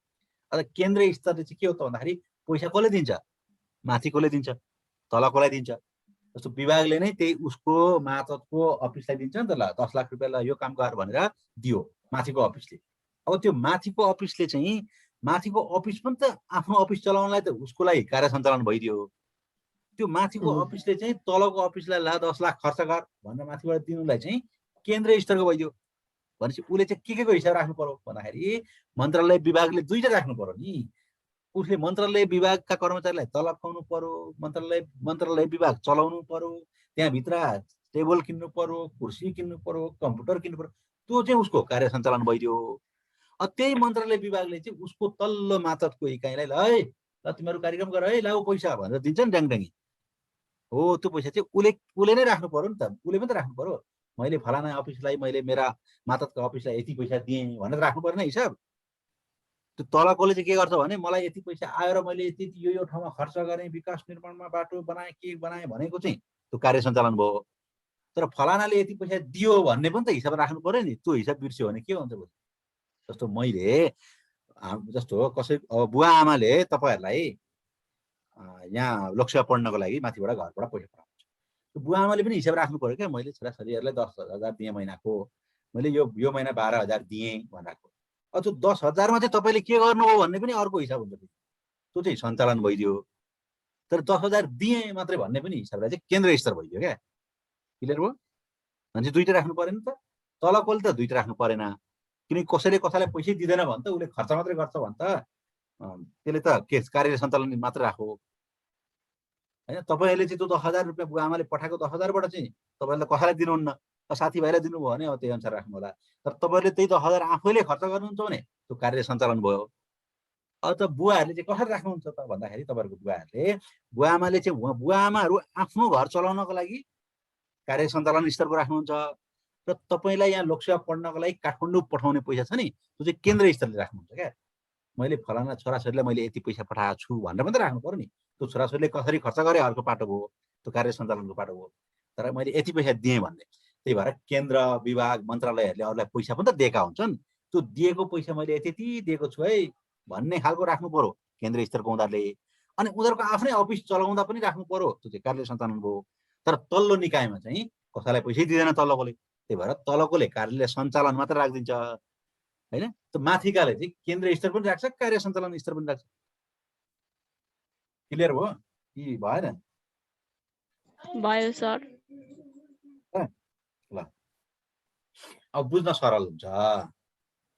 अर्को विशेषता एकरूपता हुन्छ। मैले अघि भनिहालेँ युनिफर्मिटी। बजेट र निकाससँग तुलना गर्न के हुन्छ त सहज हुन्छ। विभिन्न शीर्षक उपशीर्षक, अब श्रेष्ठता जहिले पनि राख्दाखेरि शीर्षक उपशीर्षक भनेर मैले निकाले तोकिदिएको हुन्छ होइन। त्यो शीर्षक उपशीर्षक भन्नेको हुन्छ, त तपाईँले त्यति डिटेलमा छिर्नु पर्दैन। त्यसलाई वर्गीकरण गरेर श्रेष्ठता राखिन्छ। आर्थिक कार्यविधि ऐन नियमबाट निर्देशित हुन्छ जहिले पनि। त्यो त आर्थिक कार्यविधिको नियम त फलो नै हुन्छ लेखा राख्ने बेलामा है। नाफा नोक्सानसँग सरोकार नहुने सरकारीको मुख्य समस्या यही हो। प्राइभेटको चाहिँ नाफा नोक्सान, त्यसलाई पिएल एकाउन्ट भन्छ होइन। नाफा कति हो नोक्सान कति हो, सरकारले त नाफा कमाउँछ त कमाउँदैन नि त। सार्वजनिक संस्थानले नाफा कमाउँछ, नाफा नोक्सान राख्छ, प्राइभेटले पनि राख्छ, ब्याङ्कहरूले पनि राख्छ। तर सरकारले एउटा जिल्ला प्रशासन कार्यालयले लेखा राख्दा उसले कति नाफा कमायो कति नोक्सान भयो भन्ने राख्छ त राख्दैन नि त। ऊ त ड्याङ्क नागरिक त दिन्छ। त्यो 5 रुपियाँको टिकट टाँसेर कि 10 रुपियाँको टिकट टाँसेर त्यो भनेको त्यतिकै भइहाल्यो। टिकटको पैसा भनेको हुलाकमा गयो, त्यो जिल्ला प्रशासनलाई दिनु परेन नि त पैसा 10 रुपियाँ। त्यो टिकट किन्दा दिनु पर्यो, त्यो त हुलाकले गर्छ टिकट बिक्रीको आम्दानी। जिल्ला प्रशासनले चाहिँ मैले कति सेवा दिएँ भन्छ, सरकारले दिन्छ पैसा, त्यही पैसाले तलब खाने कार्यालय चलाउने अनि सेवा दिनेमा चाहिँ त्यसले कुनै पनि नाफा नोक्सान राख्दैन। त्यही भएर सरकारीले नाफा नोक्सान राख्दैन, प्राइभेटले नाफा नोक्सान राख्छ, पिएल एकाउन्ट बनाउनु भन्छ, सार्वजनिक संस्थानले नाफा नोक्सान राख्छ। त्यसरी बुझ्नु पर्यो है। व्यापक क्षेत्र समेटेको विनियोजन राजस्व जुन यसरी छुट्याउन सकिन्छ होइन। लेखालाई एउटा विनियोजन लेखा हुन्छ, राजस्व लेखा हुन्छ, जिन्सी लेखा हुन्छ, धरौटी लेखा हुन्छ, आयोजना हुन्छ, अनि पेशीको जिम्मेवारी सार्ने व्यवस्थाहरू हुन्छ। सुधार गर्न के गर्नुपर्छ भन्ने कुरा हुन्छ। कतिपय सहायता रकम चाहिँ हाम्रो सञ्चित कोष लेखा राख्नुभन्दा अगाडि हिजो हामीले बजेट पढियो नि त। त्यो बजेटमा चाहिँ अब पैसा त बजेट भाषण पछाडि त सञ्चित कोषमा आएर जम्मा हुन्छ क्या। सरकारको सञ्चित कोष अहिले 3टा छ, प्रदेशको छुट्टै सञ्चित कोष छ, स्थानीयको छुट्टै सञ्चित कोष छ र सङ्घको छुट्टै सञ्चित कोष भनेको ब्याङ्क एकाउन्ट। तपाईँहरूको आफ्नो पर्सनल ब्याङ्क एकाउन्ट जुन छ नि, त्यस्तै सरकारको पनि एउटा ब्याङ्क एकाउन्ट हुन्छ क्या। प्रदेश सरकारको छुट्टै, स्थानीय सरकारको छुट्टै, अनि सङ्घको केन्द्र सरकारको छुट्टै। त्यो ब्याङ्क एकाउन्टमा जम्मा गर्ने नगरेको कतिपय सहायताहरू, जस्तो विदेशले इन्डियाले केही पैसा दियो भने डाइरेक्ट कार्यालयलाई दिन्छ, यता सरकारको ब्याङ्क एकाउन्टमा नआइकन डाइरेक्ट खर्च हुन्छ क्या त्यहाँबाट। मैले हिजो नि भने on treasury, off budget, off treasury र अन ट्रेजरी भन्ने 4वटा किसिमबाट वैदेशिक सहायता आउने गर्छ। त्यो वैदेशिक सहायता आउँदाखेरि बाटोहरू छलेर आएको पाइन्छ। त्यो बाटो छल्दाखेरि चाहिँ के हुन्छ त, सरकारको खातामा चाहिँ जम्मा नहुने, ऊ त खर्च चाहिँ हुने देखिन्छ। भनेपछि तपाईँहरूको ब्याङ्क ब्यालेन्समा जम्मा नहुने, डाइरेक्ट यसरी बुझ्नु न। जस्तो तपाईँले पनि कोही साथीले तपाईँलाई 1000 रुपियाँ दियो, त्यो 1000 रुपियाँले तपाईँले अब सब्जीहरू चामलहरू के किन्नुभयो, तपाईँले त्यो 1000 रुपियाँ ब्याङ्कमा हाल्नु भएन। तपाईँको आफ्नो ब्याङ्क एकाउन्ट छ नि पर्सनल, ब्याङ्कमा नहालिकन त्यो साथीले दिएकोबाट डाइरेक्ट खर्च गर्नुभयो नि। हो त्यसरी भयो भने हिसाब एकुरेट आउँदैन। कति खर्च गर्यो कति दियो भन्ने कुरा हुन्छ। ट्याक्कै ब्याङ्कमा हाल्यो भने त चेक एन्ड ब्यालेन्स सजिलो भयो नि त। तपाईँलाई साथीले 1000 रुपियाँ दियो भने त्यो 1000 रुपियाँ पहिले लगेर तपाईँको आफ्नो ब्याङ्कमा हाल्नुहोस्, अनि ब्याङ्कबाट चेक काटेर निकाल्नुहोस्, अनि 1000 रुपियाँ खर्च गर्नु क्या। डाइरेक्ट 1000 रुपियाँ दिएको छ, तपाईँले उतैबाट सुनिसुनी खर्च गर्नुभयो, आउनुभयो, कुरो एउटै भए पनि त्यसले हिसाब एकुरेट आउँदैन भनेको। त्यो चाहिँ कमजोरी पनि लेख्न सकियो। अब सुधारको पक्ष पनि त्यही लेख्न सकियो। समाधान र समस्या भनेको एउटै कुरालाई उल्टाउन सक्यो।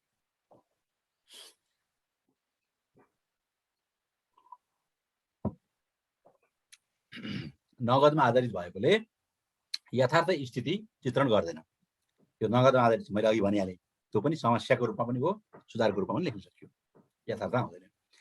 सरकारी सम्पत्तिको संरक्षण गर्न वर्तमान जुन चाहिँ श्रेष्ठ प्रभावकारी हो, सरकारी सम्पत्तिको संरक्षण गर्न हाम्रो मलेवा फारम नम्बर 45 देखि लिएर मलेवा फारम नम्बर 57 सम्म भनेर पढ्यौँ नि हामी 13वटा हो, त्यो अलिकति प्रभावकारी छैन भन्न खोजेको हो।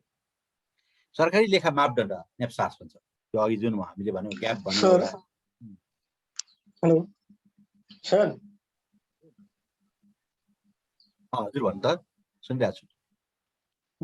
यो अहिले मलेको फारमहरू चाहिँ अहिले परिवर्तन भएको हो सर? हो एकदम सही कुरा।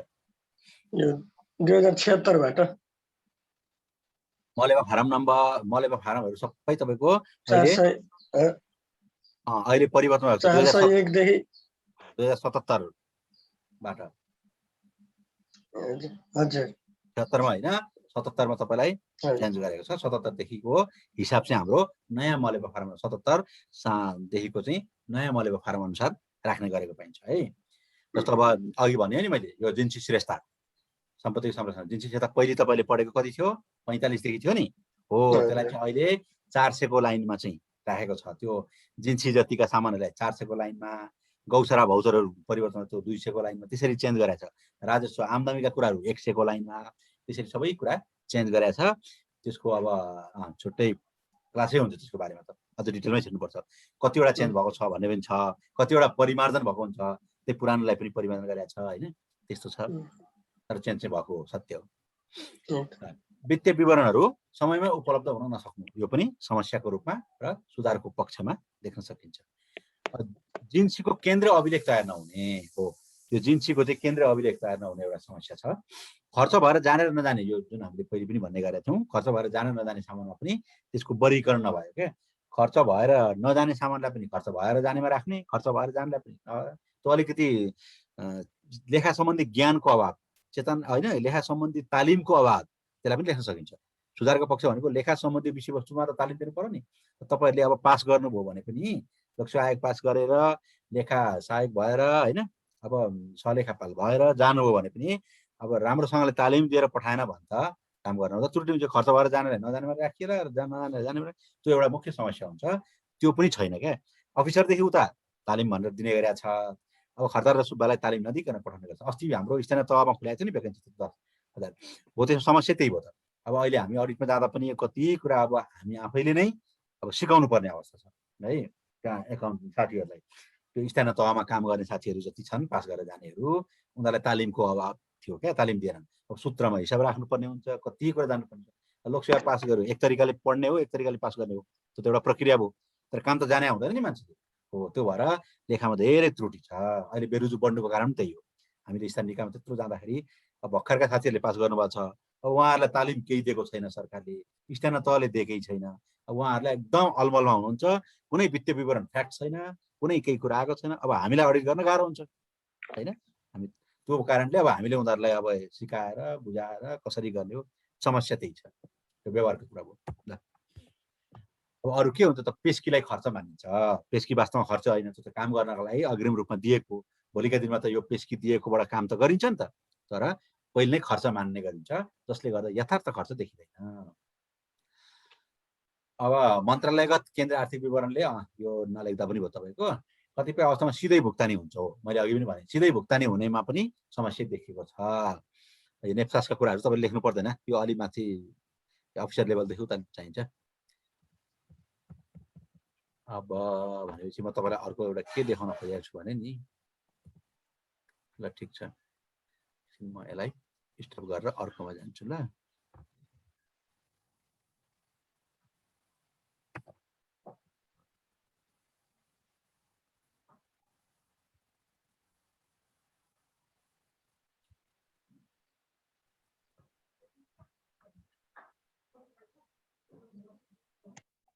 अरू जिज्ञासा केही छ भने भन्दै गर्नुहोस्, म तपाईँलाई पेन नगरी किताबमा जान्छु। यहाँ सर यो एकोहोरो लेखा प्रणालीको अलिअलि भनिदिनु सर। एकोहोरो दोहोरो दोहोरो भन्नुभयो हजुरले होइन, एकोहोरोकै अलिअलि भनिदिनु। एकोहोरो लेखा प्रणाली भनेको अहिले छैन। अहिले पढ्नु पर्दैन सर हामीले? एकोहोरो लेखा प्रणाली तपाईँले पढ्नु पर्दैन, तपाईँले दोहोरो पढ्नुपर्छ है। तर दोहोरो पढ्दाखेरि एकोहोरो त बुझ्नु पर्यो नि त। दोहोरोबाट एकोहोरो आएको है। पहिले एकोहोरो हुन्थ्यो। एकोहोरो भनेको एकतिर मात्रै प्रभाव पर्ने। मैले अघि पनि एकचोटि भनेको थिएँ, तपाईँले केही सामान किन्नुभयो भने एकतिर मात्रै असर देखिने क्या। मैले अहिले त दोहोरो भनेको त मैले अघि भने दुईटा असर देखिने, डेबिटमा पनि र क्रेडिटमा पनि असर देखिने। सामान पनि किन्यो, पैसा पनि गयो होइन, डेबिटमा पनि देखियो। क्रेडिट देखियो, किन्नेले पनि राखो, बेच्नेले पनि राखो, दुईतिर प्रभाव देखियो मिसम्याच गर्न। पहिले चाहिँ भर्खर लेखा प्रणालीको विकास हुँदाखेरि चाहिँ एकतिरकोले मात्रै किन्ने, जसले जे किनेको छ नि त्यो मात्रै सामानको रेखा राख्ने। पहिले त कस्तो थियो र सिस्टम भनौँ न, श्रेष्ठता त्यो त विकास क्रममा पनि आउँछ तपाईँको होइन। त्यतिखेर चाहिँ एकोरो थियो, अब अहिले त्यो एकोरो भनेको त हराइसक्यो, त्यो पहिले मात्रै थियो। अहिले त एकोरोले कामै गर्दैन, विश्वबाटै हराइसक्यो अहिले कसैले एकोरो राख्दैन। घरमा अब अनौपचारिकमा त राख्ला, तपाईँको घरमा एकोरो राख्नुहुन्छ, राख्नु त के हुन्छ र, अब त्यही एकोरो भनौँ न, त्यसलाई एकोरो मान्न सक्यो। अब मैले राख्ने पनि, अब म गएर सब्जी किन्छु त्यो पनि एकोरो जस्तो भयो नि होइन, त्यो त हुन्छ। तर त्यो त अनौपचारिक सेक्टर हो। औपचारिक सेक्टरमा चाहिँ एकोरो राखेको देखिँदैन। बुझ्नुभयो नि त? यो आन्तरिक लेखा परीक्षण र अन्तिम लेखा परीक्षण भन्नु। आन्तरिक लेखा परीक्षण भनेको चाहिँ महालेखा नियन्त्रक कार्यालय अन्तर्गतले गर्ने हो। त्यो अन्तर्गत भनेको कोले निकायहरू हो। आन्तरिक भनेको चाहिँ के हो त भन्दाखेरि समय समयमा व्यवस्थापकलाई अथवा म्यानेजरलाई जसले चाहिँ हिसाब राख्ने छ नि, जो त्यसको उत्तरदायी हो नि, हो त्यसलाई चाहिँ सचेत गराउनेको हिसाबले चाहिँ तैँले त्रुटि गरिस् है, तैँले यो हिसाब गलत गरिस् है, तैँले यो राखिनस् है, यस्तो राखिस् भनेर बेला बेला इन्टरनल रूपमा अडिट गर्ने। त्यो पनि अडिटै हो। इन्टरनल अडिट पनि अडिट भयो, आन्तरिक पनि। अन्तिम लेखा परीक्षण पनि अडिटै भयो। अन्तिम भनेको चाहिँ एक आर्थिक वर्षसम्म समाप्त भएपछि मात्रै अन्तिम लेखा परीक्षण गर्ने गरिन्छ। एक आर्थिक वर्ष क्लियर भएपछि त्यो असार अन्तिममा त सबै फाइनल हुन्छ नि। साउन 1 गतेदेखि सुरु भएको आर्थिक वर्ष असार अन्तिममा सबै फाइनल भएर क्लोजिङ हुन्छ। त्यस पछाडि चाहिँ महालेखा परीक्षकको कार्यालय भन्ने संवैधानिक निकाय छ, हो त्यो संवैधानिक निकायले गएर त्यसलाई मात्रै अधिकार छ अन्तिम लेखा परीक्षण गर्ने। त्यसले गर्ने फाइनल अडिट हो। इन्टरनल अडिट चाहिँ मलेनिका महालेखा नियन्त्रक कार्यालय अन्तर्गतका कोलेनिका हुन्छन्, त्यो जिल्ला जिल्लामा हुन्छन्। हो त्यो जिल्ला जिल्लाका कोलेनिका, अहिले त प्रदेश कोलेनिका पनि छ है। जिल्ला जिल्लाका कोलेनिकाले अथवा प्रदेश लेखा इकाइले पनि त्यो इन्टरनल अडिट गर्ने गरे हुन्छ। त्यो चाहिँ बिजुपसँग गर्ने हो।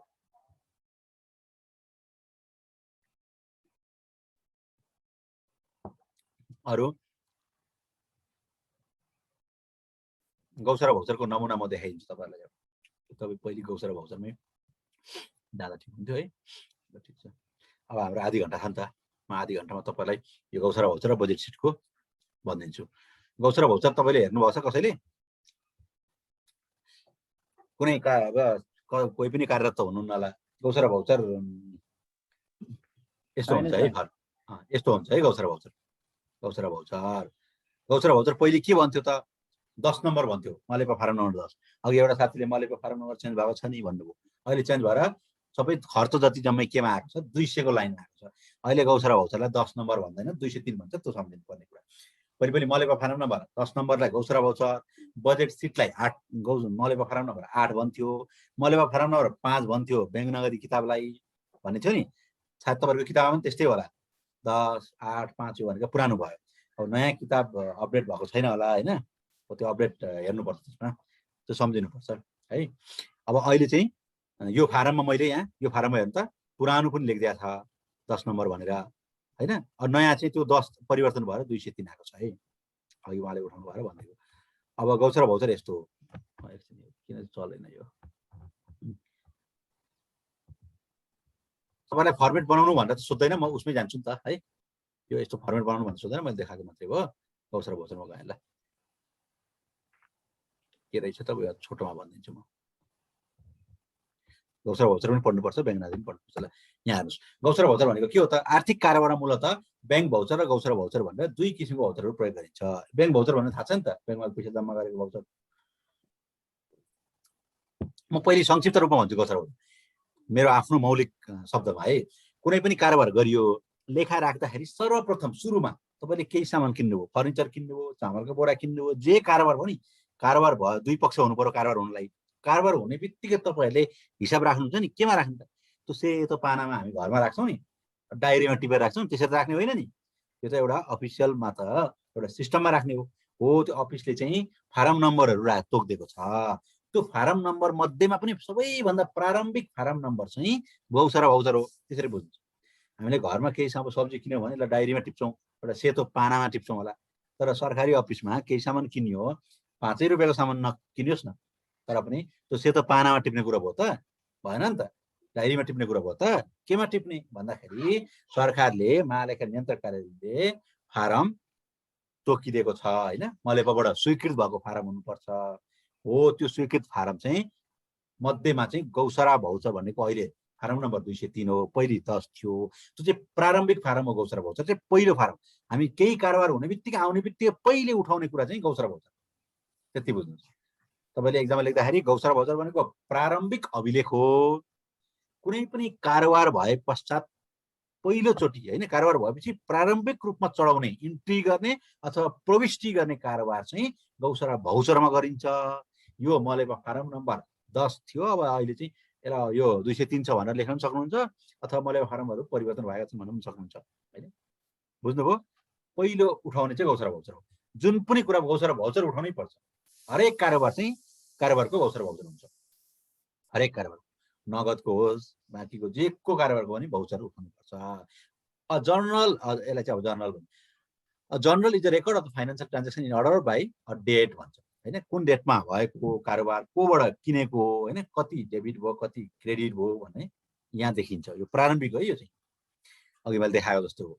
नेपाली बृहत शब्दकोशको अनुसार पनि के भन्छ, एउटै समूह समष्टिको रूपमा गाभिएको मिलेको। यो तपाईँले आफ्नो मौलिक ढङ्गले यति लेख्दा हुन्छ। यसका उद्देश्य किन त्यस्तो गरियो त भन्दाखेरि पहिलोचोटि सरकारी आर्थिक कारोबारको स्थायी र पद्धतिबद्ध अभिलेख सुरुवात गर्न। मैले भने नि त अघि, डायरीमा टिपेर त भएन नि त। एउटा स्थायी र पद्धतिबद्ध एउटा सिस्टममा आउनु पर्यो नि त। कहाँ कहाँ राख्ने त, कपीमा राख्ने भयो त भएन नि त। अनि झापाको मालपोत कार्यालयले जसरी गौसरा भौचर उठाएको छ, जुन फारम छ नि, उता चितवनको वन कार्यालयले पनि त्यही फारम अनुसार गर्नु पर्यो नि त। अघि मैले भनेको छु युनिफर्मिटी पनि चाहियो, त्यो पनि यसको उद्देश्य हो। भनेपछि सबै देशैभरि गौसरा भौचर पहिले उठाइन्छ। त्यो गौसरा भौचरको फारम एकै किसिमको हुन्छ, कारोबार मात्रै फरक हुने हो, फारम एउटै हुन्छ, इन्ट्री गर्ने तरिका पद्धति सबै एउटै हुन्छ, सिस्टम एउटै हुन्छ भन्न खोजेको है। यसको उद्देश्य। अब प्रत्येक आर्थिक कारोबारको डेबिट र क्रेडिटको पक्ष देखाउने। भौचरमा डेबिट र क्रेडिटको पक्ष देखिन्छ प्रत्येक कारोबारको। आर्थिक कारोबारलाई सिलसिलेवार ढाँचामा देखाउने, सिलसिलेवार रूपमा आइहाल्छ। प्रत्येक सरकारी कारोबारको सूचना उपलब्ध गराउने। यो मोटामोटी तपाईँले उद्देश्य लेख्नुहुन्छ, सूचना त दिनै हाल्छ जहिले पनि होइन। खाता र आर्थिक प्रतिवेदनको तयारीलाई सहयोग गर्छ। त्यो गौसरा भौचरमा उठाएपछि अरू खातामा उठाउन सजिलो हुन्छ भनेको है। त्यो गौसरा भौचर भनेको प्रारम्भिक हो। त्यो उठाएपछि अरू चाहिँ अरू खातामा, अरू सहायक खाताको रूपमा उठाउन सजिलो हुन्छ। मलेपा फारम 203 भन्यो, साबिक 10 थियो है। अब नयाँ श्रेष्ठता प्रणाली अनुसार सबै सरकारी कार्यालयमा प्रयोग गर्ने गौसरा भौचर चाहिँ मलेपा फारमको रूपमा विकसित गरिएको छ। अब राजस्व गौसरा भौचर भनेको रातो रङको हुन्छ। मलेपा फारम नम्बर 103 हो। तपाईँ त्यतातिर जानु परेन। अहिले हरेक आर्थिक कारोबारको लेखाङ्कन चाहिँ कहाँबाट सुरु हुन्छ त? गौसरा भौचरबाट सुरु हुन्छ। गौसरा भौचरसँग कारोबार प्रमाणित गर्ने कागजात संलग्न हुनुपर्छ। हो त गौसरा भौचर त उठाइयो, त्यसको पछाडि चाहिँ डकुमेन्ट हुनु पर्यो। तपाईँले एउटा जस्तो फर्निचर कम्प्युटर किन्नुभयो भने त्यसको प्रारम्भिक अभिलेख गौसरा भौचर 1 पाने जुन हुन्छ नि 203 नम्बर फारम, त्यो त भर्नुभयो। अब त्यहाँले किनेको सबै डकुमेन्टहरू त्यसलाई पुष्टि गर्ने कागजात चाहिँ तल राख्नुपर्छ। त्यो गौसरा भौचरको तल। त्यो गौसरा भौचरमा मात्रै डटपेनले लेखेर हुन्छ त? त्यसलाई पुष्टि गर्ने चाहिएन। भोलि अडिट गर्नेले गएर गौसरा भौचर मात्रै हेर्दैन नि त, त्यसको तल के डकुमेन्ट छ त? साँच्चै किनेको हो कि त्यत्तिकै डटपेनले लेखेको हो त? गाडी किनेको अथवा फर्निचर किनेको छ त फर्निचर सम्बन्धीका सम्पूर्ण डकुमेन्ट, बिल के चाहियो सबै कुरा त्यो गौसरा भौचरको तल हुन्छ। अनि त्यसलाई स्टिच लाउनुपर्छ र राख्नुपर्छ हिसाब। बुझ्नुभयो? हिसाब राख्दा गौसरा भौचरबाट यति सामान किनेछ भन्ने थाहा पाइयो, तर त्यसको प्रमाण चाहिँ खोइ त किनेको, त्यो चाहिँ तल राख्नुपर्छ जहिले। अनि त्यति गरेपछि त्यो गौसरा भौचरको फाइनल हुन्छ, एउटा कारोबारको फाइनल हुन्छ भनेको। तयारी सयारी पनि पर्दैन होला। राजस्व विनितो तयारी। ल थ्याङ्क यू। मोटामोटी बुझ्नुभयो होइन? क्लियर भयो? यति नै हो तपाईँको गौसरा भौचर। अब बजेट चिट, बजेट सिटमा जाउँ। ल देखिराख्नु भएको छैन त?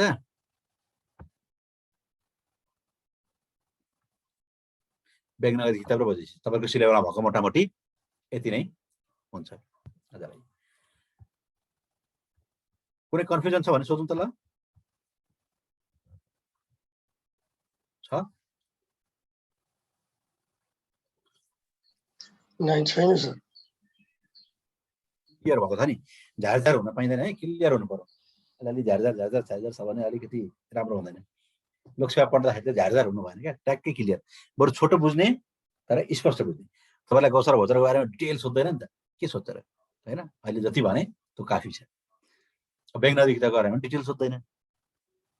नेपाल सरकारको विनियोजन लेखामा नगद र ब्याङ्क कारोबारहरूको प्रविष्टि गर्ने एउटा महत्त्वपूर्ण अभिलेख हो ब्याङ्क नगदी किताब। अब यो भनेको म मौलिक रूपमा मेरो आफ्नो भाषाले भन्छु है, पहिले अनि तपाईँहरू अगाडि बुझ्नुहुन्छ। अब मैले अघि गौचर भौचर भने प्रारम्भिक अभिलेख हरेक कारोबारलाई पहिले इन्ट्री गर्ने कुरा गौचर भौचरबाट।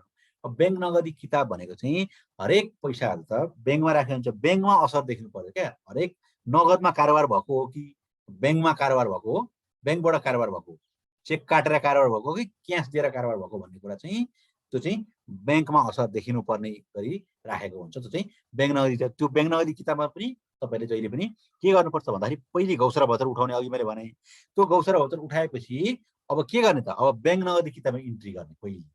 अब दोस्रोमा एउटा गौचर भौचर अघि इन्ट्री गरिसक्यो है हामीले।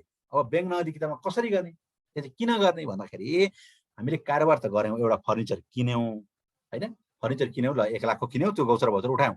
अब त्यो 1 लाख रुपियाँ चाहिँ हाम्रो ब्याङ्कबाट जानु पर्यो नि त पैसा त, कि नगदबाट जानु पर्यो? नगद त हुँदैन, अहिले त नगदको सिस्टमै छैन। कारोबार राख्दा हरेकले ब्याङ्क, प्रत्येक नेपाली नागरिकले त, बेरोजगार नागरिकले त ब्याङ्क खाता खोल्नु भनिरहेको छ सरकारले। एउटा दर्तावाला फर्मले अथवा कुनै पनि एउटा कार्यालयले ब्याङ्कमा खोल्या होला र हरेकको हुन्छ, सानो प्राइभेटको किराना पसलको पनि ब्याङ्क हुन्छ। अब त्यो 1 लाख रुपियाँ तिर्नु पर्यो, थाहा त किन कम्प्युटर फर्निचर, त्यो तिर्नको लागि चाहिँ अब ब्याङ्कबाट तिर्ने हो नि त।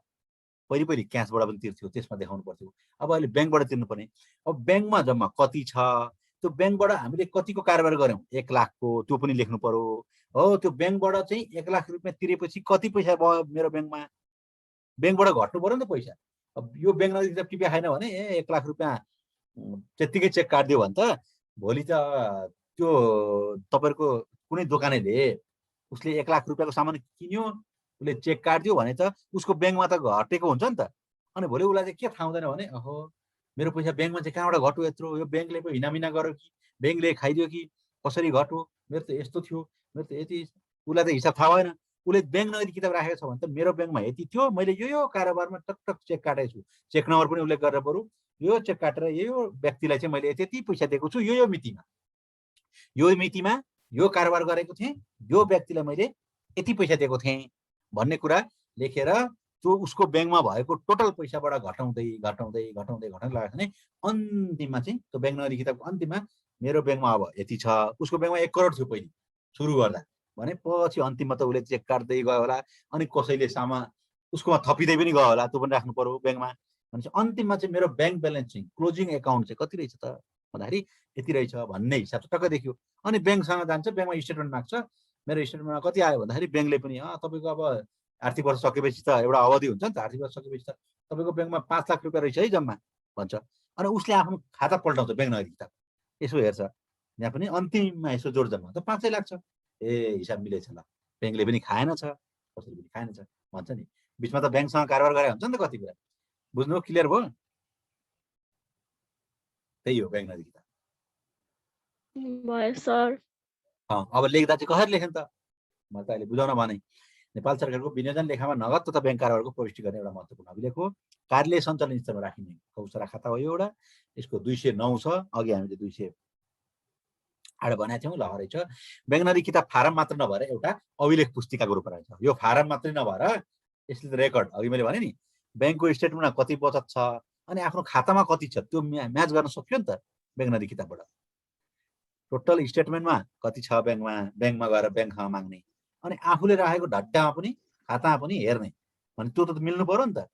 हो, त्यो भएर जहिले पनि पैसा हाम्रो खर्च हुँदाखेरि चाहिँ यहाँबाट इन्ट्री गर्नु। पहिले अघि गौचर भौचर भनेको टट्ट पैसा कारोबार हुने बित्तिकै गरियो, अब टट्ट खर्च हुने बित्तिकै पनि त्यही पैसा हो हुन त होइन। अघि गौचर भौचरमै इन्ट्री गरेका कुरा यसमा पनि आउँछ। गौचर भौचरमा इन्ट्री गऱ्यौँ, अब त्यस पछाडि यसमा इन्ट्री गर्छौँ र ब्याङ्कबाट पनि पैसा गयो भन्ने हुन्छ है। सबैको लिङ्केज छ।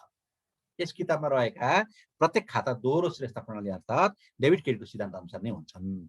गौचर भौचरको आधारमा ब्याङ्क नगदी किताब तयार गरिन्छ। पहिले गौचर भौचर गर्नु भने है, मैले जहिले पनि हिसाब राख्दा प्रारम्भिक अभिलेखै गौचर भौचर, जुनै कारोबार पनि भयो भने पहिले गौचर भौचरै राख्ने, त्यस पछाडि ब्याङ्क नगदी राख्ने, बजेट सिट भर्ने, अरू जे जति फारम छ नि त्यो सबै पछाडि हो। 1 नम्बरमा गर्ने चाहिँ गौचर भौचर। यसलाई मासिक र वार्षिक रूपमा बन्द गरिन्छ। जहिले पनि हिसाब त बन्द गरेर हेर्नु पर्यो नि त, टेली गरेर कहाँ के भयो, मेरो हिसाबको रिपोर्ट कस्तो आयो, के आयो भन्ने एनालाइसिस गर्नु पर्यो। ब्याङ्क नगदी किताब मार्फत प्रत्येक महिनाको अन्तमा कार्यले गरेको कारबारको सन्तुलन परीक्षण, ब्यालेन्स सिट पनि तयार गरिन्छ। मैले पनि ब्याङ्क नगदी किताब एक एक महिनामा चाहिँ, जस्तो एक महिनाको बनाएर डाइरेक्ट एक वर्षमा बनाउँदा धेरै हुन्छ नि त। एक महिनाको बनाएर टक्क जोड जम्मा गर्ने क्या, त्यहाँ मैले यो महिनामा मैले कति पैसाको चेक काटेछु, मेरो ब्याङ्कबाट कति खर्च भएछ, कारोबार भयो भने खर्च हुन्छ, र मेरो ब्याङ्कमा कति पैसा आएछ, मैले कहाँ कहाँबाट पैसा पाएछु भन्ने कुराको टक्क देखिएर एक महिनामा टक्क जोड जम्मा राख्नुपर्छ। अनि फेरि साउन महिना होइन, अनि त्यो साउन महिनामा क्लोज गरेपछि अनि भदौमा त्यो पनि हेर्ने, असोजमा, कार्तिकमा, प्रत्येक महिनामा उसले उसको ब्याङ्कबाट कति पैसा जाने रहेछ र ब्याङ्कमा कति भित्रिने रहेछ त्यो पनि देखियो है। सबै रेकर्डको लागि हो क्या यो लेखा सिस्टम बनाएको। किन चाहियो भन्दाखेरि अब लेख्न सक्नुहुन्छ, कारोबारको अङ्कगणित सन्तुलन परीक्षण गर्न, नगद तथा ब्याङ्क मौद्दतको परीक्षण गर्न, ब्याङ्क होइन, पेस्की सम्बन्धी विवरण हासिल गर्न, बजेट खर्च थाहा पाउन, आर्थिक विवरण तयार गर्न, सूचनाहरू दिनलाई, लेखाङ्कन गर्नलाई, यो आर्थिक नियन्त्रण र लेखा परीक्षण सहज बनाउन, यी यस्ता भनेका यी गफका कुरा लेख्न सकिहाल्नुहुन्छ।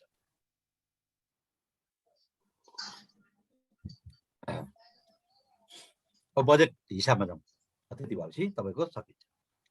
अब बजेट हिसाबमा चाहिँ के फरक छ त, कसलाई आउँछ ल भन्नुहोस् त, ल तपाईँहरू पनि बोल्नुहोस् त।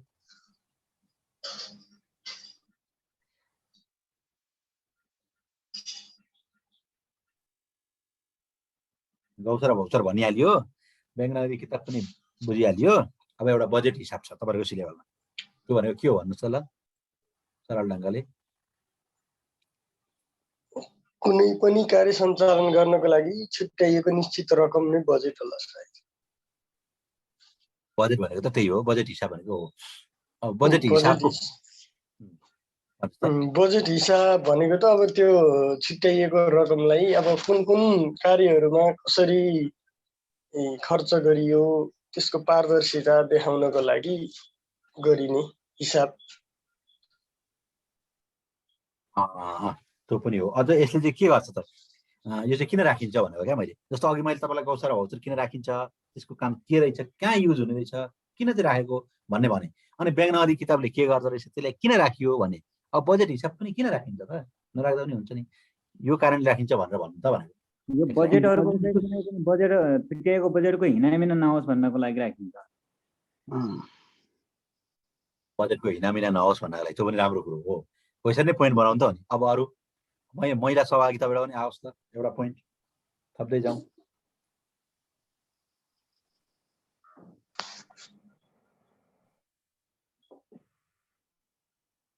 स्वीकृत भएको बजेट खर्चलाई चाहिँ नियन्त्रण गर्नको लागि चाहिँ बजेट हिसाब राखिन्छ। यो त लास्ट राम्रो पोइन्ट भन्नुभयो, यति पोइन्टको यही पोइन्टको अपेक्षा गरिरहेको थिएँ मैले। अरू पोइन्ट त अब जति पनि लेख्न सकिन्छ नि, सुशासन कायम गर्न, आर्थिक नियन्त्रण गर्न, होइन, लेखा अध्यावधिक जे भन्नु पनि भयो नि अब त। तर ट्याक्कै यो अहिले भन्नुभयो नि जुन त्यो पोइन्टको अपेक्षा गरेको थिएँ। सबैको एउटा सानो विशेषता हुन्छ क्या, एउटा मुख्य विशेषता हुन्छ। गौचर भौचरको पनि मुख्य विशेषता हुन्छ, अरू सहायक विशेषता त हामीले एक्जाममा जति तन्काउन सकिन्छ त्यो चाहिँ छुटाउनु भएन। मुख्य भनेको ब्याङ्क नगदी किताबको पनि मुख्य के हो त, त्यसको काम हुन्छ। यो बजेट हिसाबको पनि अहिले साथीले भन्नुभयो मुख्य काम त्यसैको लागि मात्रै हो, अरू काम त गरि नै हाल्छ त्यसै पनि।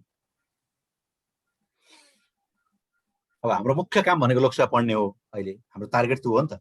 तर हाम्रो अरू काम के हो त, भात खानु पनि हो होइन, बाहिर साथीभाइ भेट्न पनि हो, साग सब्जी किन्न पनि हो, यी सबै चाहिँ सहायक काम भयो नि त। तर मेन टार्गेट हामीले लक्ष्य लिएको चाहिँ लोकसेवाको तयारी गरेर योपालि पास गर्ने भन्ने चाहिँ मुख्य टार्गेट हुन्छ नि।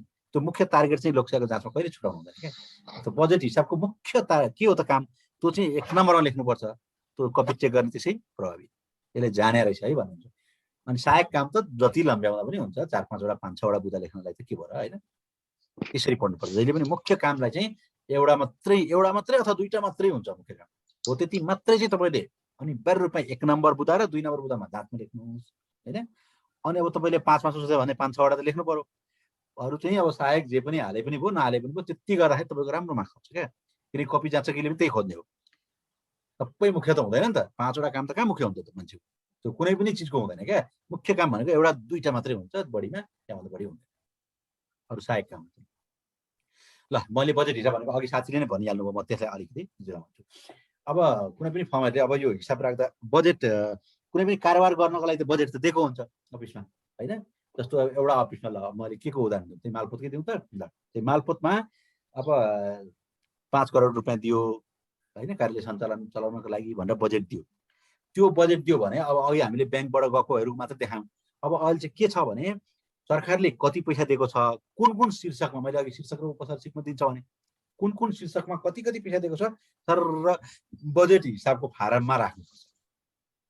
अनि त्यही शीर्षकबाट खर्च भएको छ कि छैन त स्वीकृत गरेको। जस्तो मालपोतलाई 5 करोड दियो भने सरकारले फ्याट 5 करोड मात्रै एकमुष्ट दिँदैन नि त। जहिले पनि शीर्षक उपशीर्षक बनाएर चाहिँ टुक्रा टुक्रा गरेर कुनै शीर्षकमा 5,000 देला, कुनैमा 5 लाख देला हैन, कुनैमा 10। अब एउटा सडक कार्यालयलाई रोड बनाउने शीर्षकमा 10 अर्ब देला, त्यहाँको कर्मचारीहरूलाई तलब खुवाउनेमा छ 1 करोड मात्रै देला। त हो नि त, रोड बनाउन पो धेरै पैसा लाग्छ। अनि त्यहाँ अब सामान्य त्यहाँ कम्प्युटर किन्नलाई एउटा दिएर अब त्यहाँ सामान्य खालको अब खाता चालु खर्च हुन्छ नि, सामान्य मेन्टेन गर्नको लागि थोरै देला, 15 लाख देला हैन, 20 लाख देला कुनै सडकलाई, एउटै हुँदैन नि त। त्यही भएर बजेट शीर्षक र उपशीर्षक छुट्याएको, एउटै बजेट हुँदैन। अब ड्याङ्गै अब त्यो सडक कार्यालयलाई जम्मी 10 अर्ब दिनु छ भने सट्टै 10 अर्ब मात्रै दियो र ल आफै बाटो साटो बना खर्च गर भनौँ भने त्यसले के काम गर्छ? त्यो 10 अर्बमा त त्यसले त सबै पैसा चाहिँ खाएर 1-2 अर्बको मात्रै बाटो बनाउला। त्यही भएर पहिले नै बजेट शीर्षक र उपशीर्षक राखेर त बाटो चाहिँ त 9 अर्बको बना, अनि 1 अर्ब मध्येमा पनि त 1 करोड चाहिँ तलब खा, 1 करोड चाहिँ यो गर, 5 लाख यो गर त्यो गर भन्दै यति लामो लिस्ट हुन्छ क्या बजेट दिँदा। बजेट फ्याटे यति मात्रै समग्र एउटै बास्केटमा हाल्नु दिँदैन हो। त्यसरी बजेट दिएकोलाई हामीले यो बजेट हिसाबमा राख्नुपर्छ। किन राख्यो भन्दाखेरि अघि साथीले भने जस्तो कुन शीर्षकमा कति स्वीकृत गरेर दिएको छ त्यो त नाग्नु भएन। त्यो यो राखिएन भने त फेरि गोलमोटल हुन्छन्। जस्तो एउटा शीर्षकमा खर्च गर्नु पर्यो भने त्यो बाटो बनाउन दिएको 9 अर्ब थियो नि, अब यता कर्मचारीले तलब दिनु पर्यो भने त्यो बाटो बनाउने शीर्षकबाट सट्टै तलब दिइहाल्छ नि त। त्यो राखेन अन्त भनेपछि त त्यो बाटो त बनेन, बाटो बनाउने पैसाबाट सट्टै दिइहाल्छ। त्यो भनेपछि त्यो त अनुशासन कायम भयो त, आर्थिक अनुशासन कायम भएन, आर्थिक नियन्त्रणको पाटो पनि कमजोर भयो। त्यो कारणले बजेट हिसाबमा राखेपछि प्रत्येक शीर्षक उपशीर्षकमा यो बजेट छ, यो कामको लागि यो छ, यो कामको लागि यो छ भनेर दिएपछि टोटल बजेट कति दियो त भन्ने पनि राखिन्छ। अनि कति खर्च हुँदैछ हैन, अब कति बचत हुँदैछ प्रत्येक महिना हो त्यसको पनि हिसाब राख्ने चाहिँ बजेट हिसाब भन्छ। त्यसले नियन्त्रण गर्छ। अनि अन्तिममा हिसाब क्लोजिङ हुने बेलामा अब हाम्रो कति पैसा बाँकी छ होला यो शीर्षकमा भन्छ नि साथीहरु, यो शीर्षकमा त पैसै सकिएछ भन्छ नि कतिपय एकाउन्टेन्ट साथीहरु। हो त्यो भनेको त्यही हो। अब यो शीर्षकमा पैसा यति बाँकी छ भने थाहा भयो। अब साउनदेखि असारसम्म चल्छ हैन एक आर्थिक वर्ष। अब जेठ पुगेपछि ओहो हाम्रो त एउटा शीर्षकको त पैसा सकिन आँटेछ, ला त्यसलाई कन्ट्रोल गर्नुपर्छ अब भन्छ नि कतिपयले। ला यो शीर्षकको त हाम्रो पैसै चलाएको छैन, सकेको छैन भने नि सबै यहीबाट थाहा पाउनु त भने बजेट हिसाबबाट। भनेपछि अन्तिमसम्म हाम्रो कसरी खर्च हुन्छ, स्वीकृत कति भएको छ टोटल, त्यो स्वीकृतबाट हाम्रो कति खर्च भइरहेछ, कति बचत छ हैन, कुन कुन महिनामा कति कति भइरहेछ सबै कुरा थाहा हुँदै हुँदै हुँदै जाँदाखेरि के हुन्छ त आर्थिक नियन्त्रणको पाटो बलियो हुन्छ। अब कुन खर्च शीर्षकमा के कति रकम छुट्याएको यही हो, यो मैले भनिराख्नै पर्दैन। यस खाताको मूल उद्देश्य चालु र पुँजीगत खर्चलाई बजेटबाट नियन्त्रण गर्ने हो। चालु पुँजीगत भनेर छुट्याएको हुन्छ, अनि अर्थ बजेट भनेर पनि छुट्याएको हुन्छ हैन। आर्थिक प्रतिवेदन तयार गर्न तथ्याङ्क उपलब्ध गराउने रहेको हुन्छ।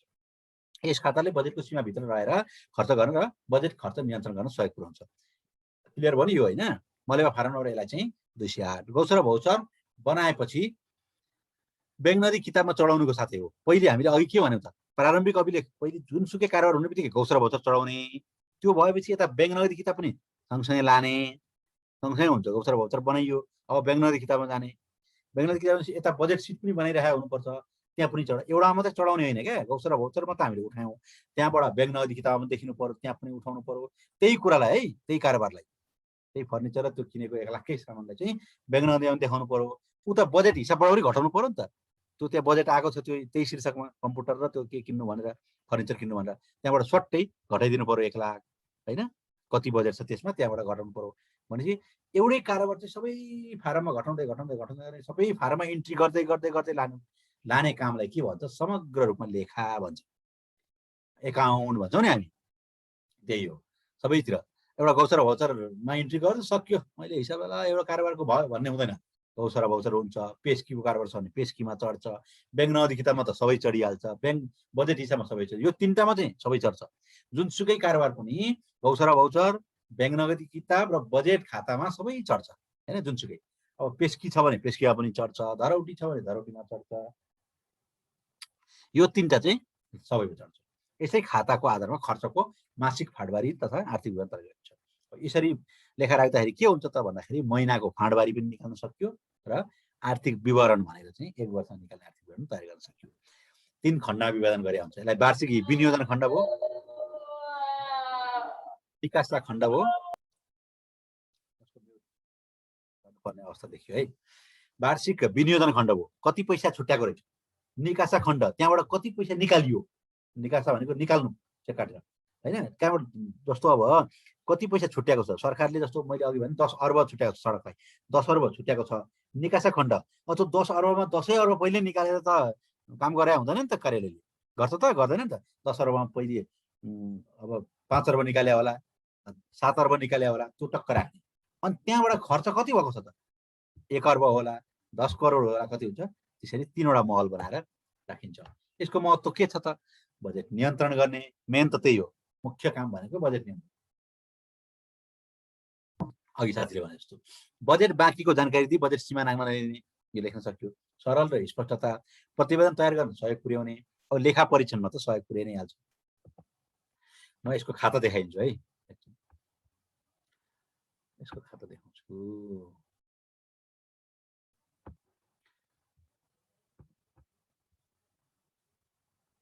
यसको प्र्याक्टिकल पनि देखाइयो। यो त मेरो बन्दै भएको रहेछ त।